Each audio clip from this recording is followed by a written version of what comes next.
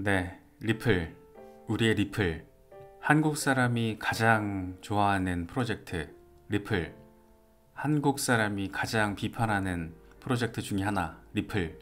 참, 리플을 둘러싸고 우리는 참 많은 이 정서적인 또는 감정적인 생각을 꽤나 자주 하게 되는 것 같습니다. 우리나라에서 특히나 워낙 인기도가 높다 보니까 2018년에서 2021년 사이에 리플에 투자를 하신 분들이 엄청 많았죠. 특히 당시만 하더라도 XRP가 상당한 시세적인 퍼포먼스를 보였었고 600% 랠리 나오고 막 이럴 때니까 엄청난 시세가 나왔었고, 그때만 하더라도 국경 간 송금 이슈와 관련해서는 리플이 원오브 탑이었죠. 예, 거의 리플이 가지고 있는 국경 간 송금, 디파이 혁신의 상징성이라는 것은 워낙 그게 강렬했었고, 그 비전 자체도 워낙 혁신적이었고, 그런데 심지어 그 비전을 이미 구현을 해냈었고, 그래서 여러 가지 비전과 실제적인 유틸리티 그리고 가격 반등의 모습까지 이 삼박자가 빵빵 맞아 떨어지면서 우리나라를 비롯해서 글로벌하게 상당한 관심을 받았고, 실제로 많은 투자자들이 유입이 됐고, 그렇게 거대한 로열티 커뮤니티가 형성이 되기도 했고, 그랬던 게 리플입니다. 그런데 SEC와 3년 넘는 지금 법정 소송 공방을 통해서 갈등이 이어지고 있는 상황. 어쩌면 다행인 것은 올해 법적 공방이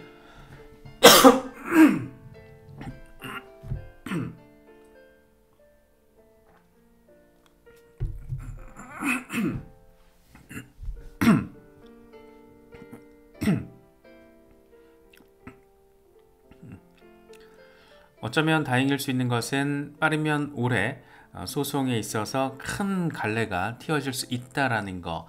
2분기에서 3분기 사이에 배심원 판결 결과가 나와준다라면 1심 소송 판결 결과의 방향성이 꽤나 선명하게 예상이 될 거라는 거. 이런 점들은 긍정적으로 바라볼 수 있는 상황입니다.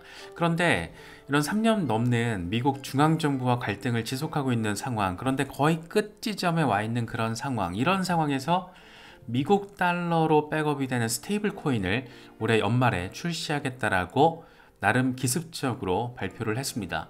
이걸 둘러싼 해석의 갈래들이 지금 상당히 여러 가지로 나와 줄 수가 있는데, 결국에는 초점은 미국 시장이다. 다시 말해서 리플의 소송 리스크를 떼어낸 뒤에는 IPO 이슈가 이제 불붙게 될 건데, 결국에는 미국 시장에서 미국 기업으로서 IPO를 하게 되는 그런 상황으로까지 연결 지을 수가 있는 그런 맥락적인 함의를 가지고 있다라고도 바라볼 수가 있습니다. 사실 스테이블 코인 시장은 이미 비즈니스 모델로서 수익성이 입증된 시장이기도 합니다. 1,500달러 규모로 급성장을 했고 2028년에는 2조 8천억 달러로 예상이 된다라고 리플 측은 밝혔습니다. 이 국경 간 송금 모델과 관련해서는 리플 XRP가 가진 어떤 상징성이 굉장히 강하지만, 사실 지난번 강세장을 거치고 새로운 사이클로 거듭나는 요 시기, 요 몇 년의 시간 동안 XRP 수준의 국경 간 송금을 구현할 수 있는 대체 프로젝트들이 엄청 많이 생겼고, 실제로 당장 꼭 XRP의 어떤 직접적인 경쟁 프로젝트라고 할 필요가 없는 이 솔라나만 대입을 시켜보더라도 솔라나도 엄청 빠르게, 엄청 저렴하게 거래를 처리합니다. 그래서 국경 간 송금과 관련해서 우리는 솔라나를 채택을 했다, 이렇게 발표를 어떤 기업이 하더라도 전혀 이상하지 않습니다. 그렇기 때문에 리플랩스 입장에서는 국경 간 송금 그 이후를 내다볼 수밖에 없고, 그렇기 때문에 NFT 이슈나 실물자산 토큰화 이슈와 관련해서 그동안 적극적으로 일을 해오면서, 대표적으로는 홍콩 통화청과 이 CBDC 프로젝트를 진행하면서 부동산 자산의 NFT, 요걸 리플랩스가 담당을 했었잖아요. 그래서 결국에는 실물자산 토큰화 이슈까지도 내다보고 있고, 더 나아가서 종합 블록체인 플랫폼으로서의 도약, 더 쉽게 말하면 이더리움 같은 종합 블록체인 플랫폼이 되기 위한 노력, 이런 것들이 지금까지 우리가 확인할 수 있었던 부분이었습니다. 그런데 어쨌든 국경 간 송금 비즈니스 모델로는 한계성이 느껴져서인지 그래서인지 추가적인 비즈니스 모델이 필요할 수밖에 없다라고도 바라볼 수 있고, 그래서 이번 스테이블 코인 출시 계획 역시 이런 비슷한 맥락에서도 바라볼 수 있을 것 같습니다. 리플 측은 이렇게 얘기를 합니다. 이번 스테이블 코인은 미국 달러 그리고 예금, 미국 국채, 현금 등가물 이렇게 100% 백업이 된다. 이 미국 달러와 미국 국채 이 두 단어가 가장 선명하게 눈에 띄죠. 그래서 미국 국채를 보유한 기업이 되겠다라는 거예요. 리플 입장에서는 리플 레저 기반의 리플 스테이블 코인을 이제 발행을 할 건데, 그게 미국 달러로 미국 국채로서 백업이 되고, 다시 말하면 미국 국채를 보유한 미국 기업, 미국 정부로부터 인정받기 위한 전략적인 노림수도 여기에 깔려있지 않는가, 뭐 이런 얘기가 나오는 이유이기도 합니다. 지금까지는 미국 중앙정부와 이렇게 법적 공방을 벌이면서 날선 대립을 보여왔지만, 결국에는 미국에서 살아남기 위해서 미국 기업으로서 성장하고 더 큰 성과를 내기 위해서는 정부랑 날 세워서 좋을 건 없죠. 어쨌든 소송 리스크가 마무리가 어떤 방식으로든 되고 나면 미국에선 유일하게 법적 규제 명확성을 갖게 되는 프로젝트가 리플이 될 거기 때문에, 이런 미국 정부와의 어떤 갈등 국면을 전환시키려는 노력 가운데 하나로도 해석할 여지는 충분히 있지 않나, 개인적으로는 바라보고 있습니다.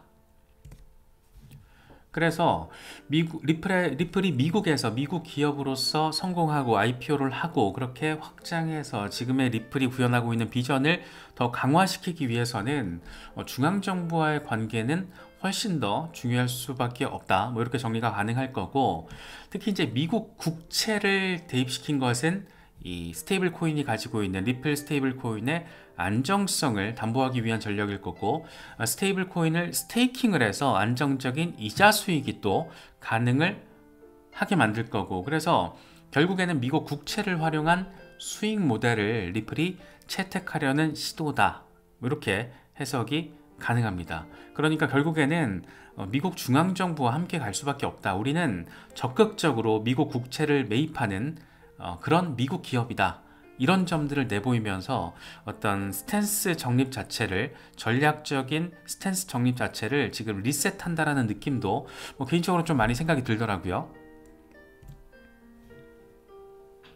그래서 리플 같은 경우에는 기본적으로 엔터프라이즈 비즈니스 모델이 핵심적인 축입니다. 그런데 스테이블 코인 발행을 통해서 리테일, 이 소매뿐만 아니고 당연히 기관 디파이까지 XRP 레저 기반으로 거래를 활성화시키고, 여기에다가 국채로 백업되는 스테이블 코인을 통해서 앞서 살펴본 두 가지 수익 모델이 가능하고, 그걸 더 혁신적으로 강화시키고, 뭐 이런 것들을 노리고 있지 않나 생각이 돼요. 그래서 미국 국채 파워를 등에 업고 이 새로운 수익 창출의 전략으로 해석할 수 있는 여지가 상당히 곳곳에 뉘앙스적으로 또 맥락적으로 담겨 있어 보인다라는 생각이 좀 많이 들었습니다.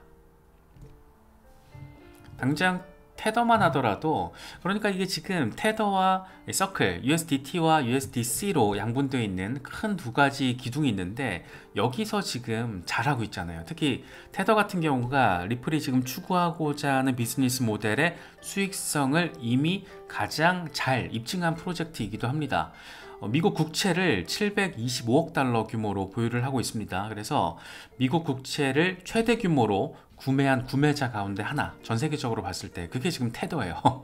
그래서 테더가 이제 안정성을 강조할 때 다른 거 얘기 안 하죠. 우리는 미국 국채로 백업이 된다, 규모가 700억 달러가 넘어, 요걸로 지금 게임 끝나는 거잖아요. 그래서 USDT에 대한 어떤 논란이 되게 많고 USDT를 비판하는 입장도 굉장히 많지만, 그럼에도 불구하고 미국 국채를 가지고 있다라는 USDT 발행사 이 테더의 전략적인 부분은 상당히 강력한 힘을 갖고 있다, 뭐 이렇게 내다볼 수가 있죠. 그래서 USDT가 지금 계속해서 추가로 찍어내면서 이 스테이블 코인 시장의 확장성을 더하는 데 있어서는 이 미국 국채의 역할, 국채로 백업되고 담보가 된다는 것이 상당히 큰 영향을 미치고 있다, 뭐 이렇게도 평가할 수 있을 것 같습니다.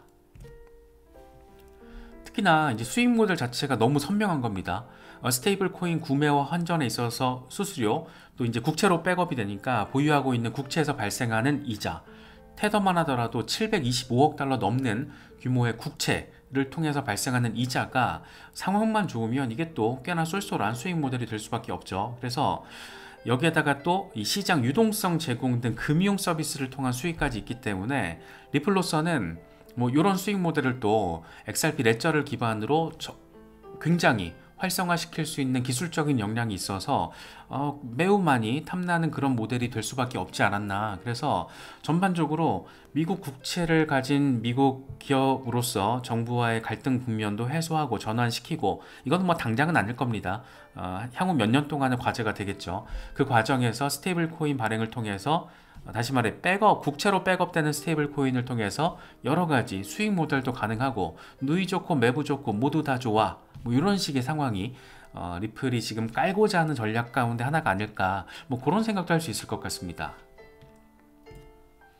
특히나 이제 채권 얘기 나오니까 미국의 국가 부채 상황을 우리가 또 생각을 해보지 않을 수가 없습니다.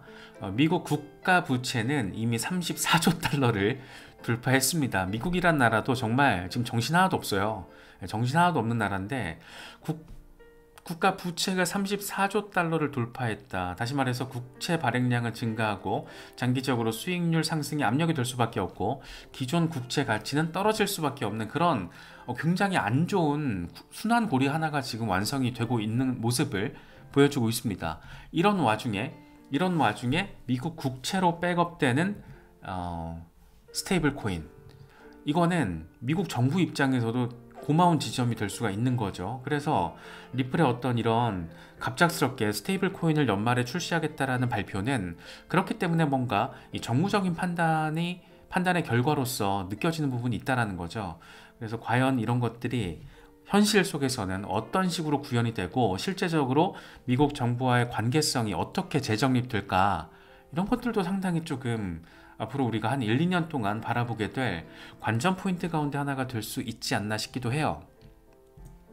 지금 스테이블 코인 출시 예고가 나와 버리면서 가장 중요한 건 XRP가 과연 어떻게 될 것인가. 사실 XRP에 있어서는 긍정적으로 바라보는 게 맞는 것 같아요. 아직은 상황이 조금 모호해 보이기도 하는데, 예를 들면 XRP의 역할과 스테이블 코인의 역할이 빡킹 날 수가 있거든요. 그러니까 묘하게 이건 XRP가 할 수 있는 건데 스테이블 코인으로 진행이 된다라든가, 이런 상황, 이건 XRP 투자자 입장에서는 약간 뭐 그렇게 나이스한 상황이 아닐 수도 있거든요. 하지만 어떤 기본적인 틀 안에서 우리가 바라보자라면 어쨌든 XRP는 XRP 레저의 기본 통화입니다. 그런데 레저는 이 덱스 거래를 위해서 발행된 모든 유형의 자산을 지원하고 신속하고 또 저렴한 결제를 위해서 구축이 됐다. 다시 말해서 XRP 레저에서 돌아다니는 것은 XRP만 돌아다니는 게 아니잖아요. 당장 유동성 허브만 놓고 보더라도 뭐 비트코인 캐시, 이더리움, 라이트코인, 이런 것들에 대한 결제 지원이 지금 엔터프라이즈 비즈니스를 통해서 제공되고 있기 때문에 이 과정에서 스테이블 코인이 오히려 XRP보다 더 큰 시장 확장성을 만들어낼 수 있다. 뭐 이렇게 지금 해석을 할 수가 있는 겁니다. 그래서 다양한 결제 시나리오에서 유동성이 증가할 수 있는 거고, 그렇게 XRP에 대한 사용 사례로 확장이 가능하다는 거죠. 물론 이거는 조금 어떤 방식으로 진행될지 결과론적인 걸 우리가 봐야지 이렇게 됐구나 라고 판단을 할 수 있을 겁니다. 그래서 지금은 약간 모호하게 느껴지기도 하는데 그냥 일반적인 틀을 대입했을 때는 그 정도 생각을 하는 것은 크게 무리는 없을 것 같다.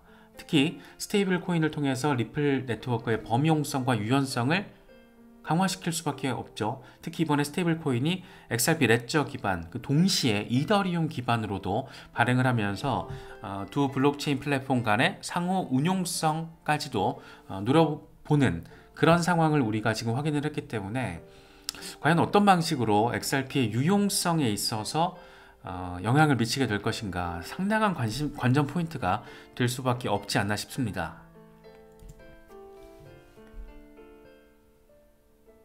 일단 리플 측은 이런 점을 강조할 것 같아요. 리플 스테이블 코인을 통해서 XRP의 가치가 더 강화되는 그런 모습들로 이어질 수가 있고, 리플이 미국 국채로 백업이 되는 스테이블 코인을 발행하는 미국 기업이라는 점을 보여주면서 기본 생태계의 기본 통화인 XRP는 투기적 자산이 아니다. 실제 금융거래와 결제에 있어서 유용한 디지털 자산이다. 이런 점을 강조하고 싶은 건 아닐까. 뭐 그런 생각이 들기도 하고 참 여러 가지 이 함의들을 많이 담고 있어요. 이번에 리플 XRP 레저 기반의 스테이블 코인이 발행된다는 것은 여러 가지 리플이 가지고 있는 상징성과 지금까지 정부와의 관계성 이런 것들을 놓고 봤을 때 그래서 더 재미있게 느껴지는 부분입니다. 그러니까 지금 우리는 리플, XRP, 스테이블 코인, 미국 국가 부채, 그리고 국채 이렇게 지금 5개 키워드를 맥락적으로 좀 연결시켜서 짚어봤거든요. 그런데 이 5가지 상황과 딱 맞아떨어지는 게 공교롭게도 XRP 10,000달러 음모론입니다. 재밌죠? 이게 마크 필립스의 어떤 2019년도 4월 두 번째 논문, 이게 첫 번째 논문과 두 번째 논문 내용은 제가 링크 걸어 둘게요. 우리가 여러 차례 짚어봤었던 부분인데 당시 내용을 좀 정리하면 이렇습니다. XRP는 세계 준비 통화가 될 것이다. 당시에 미국 부채가 2029년까지 28조 7천억 달러로 추정된다 라는 점을 논문을 통해서 밝혔거든요. 그런데 이미 우리가 아는 것처럼 미국의 국가 부채는 34조 달러를 돌파를 했고 이 가파른 기울기 어마어마하죠. 물론 이제 팬데믹 이슈가 이렇게 만든 측면이 있지만 이 가파른 기울기, 그래서 국가 부채 상황이라는 게 굉장히 지금 이게 어려운 시한폭탄 같은 뇌관 그런 느낌이잖아요. 당시에 얘기했던 게 미국뿐만 아니라 각국의 국가 부채도 증가하고 있는 상황이고 당시에 일본이 12조 달러, 중국 9조 달러, 그래서 부채 증가가 지속 불가능하다. 그렇기 때문에 XRP는 세계 준비 통화로서 완벽한 위치에 있다라고 마크 필립스가 이제 주관적인 평가를 내린 거죠. 그러면서 하는 얘기가 XRP는 1,000억 개가 생성이 됐고 추가 발행은 없다. 그렇기 때문에 디플레이션의 특징을 본질적으로 가지고 있다. XRP가 10,000달러에 형성될 경우에 1,000억 XRP는 1,000조 달러의 가치를 갖게 될 것이고 이거는 224조 글로벌 부채, 이 88조 GDP를 쉽게 설명을 한다. 그러니까 이걸 다 대체시켜서 리셋할 수 있다는 얘기를 하고 있는 겁니다. 그걸 위해서는 XRP 가격이 10,000달러가 돼야 된다는 거고, 그렇기 때문에 각국 정부는 XRP를 OTC 마켓에서 저렴하게 매수할 수 있고 정책 계약이 마련된 뒤에 XRP를 준비통화 역할로서 공표를 하고 이후에 부채 청산 가능하고, 그러니까 이 부채 청산 직전에 이런 준비통화로서 발표가 이루어지고 나서 그때 10,000달러 펌핑 이걸로 부채 청산하고 전 세계가 잘 먹고 잘 산다라는 이런 굉장히 혁신적인 주장을 했던 게 2019년 상황이었어요. 그러고 나서 벌써 시간이 꽤 지났습니다. 하지만 XRP는 여전히 1달러 근처도 가지 못하고 있는 고전을 하고 있고, 그런데 이런 국가 부채 상황 이런 것들은 굉장히 현실적으로 악화되고 있는 가속도, 악셀을 받게 된 거죠. 물론 이제 그 코로나가 팬데믹이 큰 영향을 미쳤고, 그래서 마크 필립스가 당시에 얘기했던 게 이런 배경이 있기 때문에 미국 정부나 IMF, 이 세계은행은 리플사에 있어서 긍정적인 모습을 보이고 있는 거다. 그렇기 때문에 리플 소송이 이루어진 것도 결국에는 XRP 시세 폭락시켜서 OTC 마켓에서 각국 정부가 저가 매수를 하기 위한 목적이 있을 수 있다. 이런 전폭적인, 사실 음모론에 가깝죠. 뭐 음모론적 성격이 있는 게 아니고 완전 이건 음모론이라고 봐도 되는데, 근데 또 재밌잖아요. 재미있고 뭔가 그럴싸한 부분들, 팩트들이 담겨 있다 보니까 이게 당시만 하더라도 엄청나게 핫한 관심을 받았던 겁니다. 그래서 사실 이 안에 담겨 있는 게 지금 국가 부채와 미국 국채, 그리고 이걸 다 해소시키는 XRP, 이 세 개의 키워드가 앞선 5개 키워드와 동일한다라는 점에서, 5개 키워드 가운데 3개와 동일한 것이라는 점에서 야, 이거 참 재밌게 흘러가고 있는데 이게 어디까지가 음모론이고 어디까지가 현실인지를 구분하기는 어렵지만, 물론 제가 개인적으로 느끼기에는 음모론적 성격이 더 짙게 느껴집니다. 저는 물론 XRP를 좋아하고 XRP에 장기 투자를 하고 있는 입장이지만 뭐 10,000달러 되면 좋잖아요. 10,000달러가 뭐야, 일단 10달러만 가도 우리는 행복할 사람들 되게 많을 거라고 생각이 듭니다. 그래서 지금 사실 요즘에 뭐 XRP 진짜 사기 아니냐, 뭐 글로벌하게 진짜 얘네 뭐냐, 뭐 이렇게도 얘기가 많이 나오고 있거든요. 그러니까 비판, 뭐 우리나라에서는 이제 리또속이라는 단어로 리플에 대한 부분을 얘기를 많이 하는데, 사실 이거 하나가 조금 많은 부분들을 설명해 주지 않나 싶어요. 이 ISO 2002의 공식 파트너가 리플이잖아요. 블록체인 기업으로서는 유일하게 참여하고 있는 곳이 바로 리플이고, 그래서 이런 것들을 바라보고 있으면 뭘 하고는 있다, 그것도 심지어 잘 하고는 있다. 그런데 시세가 엉망이고 음모론에서 제기하는 숫자는 또 어마무시하고, 이 와중에서 이 미국 달러와 국채로 백업이 되는 스테이블코인 출시 예고까지 한 상황. 실물자산 토큰화 이슈와 관련해서 홍콩 통화청과 CBDC 프로젝트를 진행하고 있는 상황. 여러 나라 좀 작은 국가 사이즈지만 중앙은행들과 CBDC 협력을 하고 있는 상황. 이런 것들은 중장기 투자의 가치는 있지 않나라고 전 여전히 바라보고 있습니다. 물론 XRP만 100% 투자하시는 분들에게는 이게 조금 아쉬운 부분일 수 있죠. 조금 많이. 왜냐하면 기회비용이 너무 많은 것 같아요. 특히 이제 이번 강세장 같은 경우에도 이미 알트들이 움직이기 시작했잖아요. 이번 비트코인 조정 나오기 전에 사실상의 미니 랠리가 알트 시즌이 펼쳐졌었는데, 그런 것도 기회이기 때문에 투자자로서는 놓치긴 아깝습니다. 놓쳐서도 안 되고. 그래서 저도 포트폴리오 리밸런싱을 지속적으로 하고 있고, XRP에 대한 비중은 이전보다는 많이 낮춰놨어요. 그런데 XRP는 끝까지 가지고 갈 겁니다. 그냥 궁금해요. 이렇게 비전적으로 혁신이 이미 현실에서 구현되고 있는 프로젝트가 미국 정부로부터 첫 번째 소송 대상이 되고, 그게 어쩌면 승소할 가능성도 있고, 이런 상황에서 이런 여러 가지 또 일들을 벌이고 있고, 과연 어떻게 될 것인가. 특히 이제 실물자산 토큰화 이슈는 블랙록이 들어와 버렸잖아요. 그래서 블랙록의 이 이더리움 기반의 토큰화 펀드 비들 같은 경우에도 미국 국채 기반입니다. 국채로 백업이 되는 거예요. 그래서 이 실물자산 토큰화 이슈에 지금 불을 던진 블랙록의 프로젝트도 미국 국채로 백업이 된다. 이게 지금 상징성이 되게 크다라고 전 바라보고 있어요. 근데 그것과 비슷한 지금 어떤 액션을 리플이 하고 있는 겁니다. 이런 것들을 지금 테더도 하고 있는 거고. 그래서 이런 것들은 조금 우리가 지켜볼 가치는 있지 않나라고 개인적으로 판단이 되는데, 너무 힘드시거나 이런 분들은 뭐 전략적인 판단을 하시는 게 나을 수도 있겠죠. 그런데 그거는 투자자 본인이 이제 결정을 하는 거라서 뭐라고 누군가가 대신 판단할 문제는 아니지만, 저는 개인적으로는 여전히 긍정적으로 바라보고 있습니다. 그래서 앞으로 좀 더 의미 있는 시간이 한 번 오지 않을까. 올해도 우리가 그런 걸 바라볼 수 있지 않을까 생각이 되고, 최근에 반감기를 거친 비트코인 캐시만 하더라도 최근 6개월 동안 어마어마한 폭등을 했거든요. 그런데 그 직전 수년 동안 거의 심장 정지 상태였어요. 심멋 상태였는데 한순간에 그렇게 또 날아가잖아요. 그래서 이 시장의 어떤 흐름이라는 게 알 수가 없고, 리플은 어쨌든 여러 가지 부정적인 재료들이 많음에도 불구하고, 시총 랭킹 탑10 안에는 항상 이름을 올리고 있습니다. 그래서 그런 부분들도 잘 체크하시면서 좀 멘탈 케어를 하시면 좋겠다, 그런 생각이 들어서 최근 리플의 어떤 새로운 프로젝트 상황과 함께 만달러 음모론까지 한번 짚어봤습니다. XRP 투자자분들에게 조금이나마 도움이 될 수 있으면 좋겠습니다.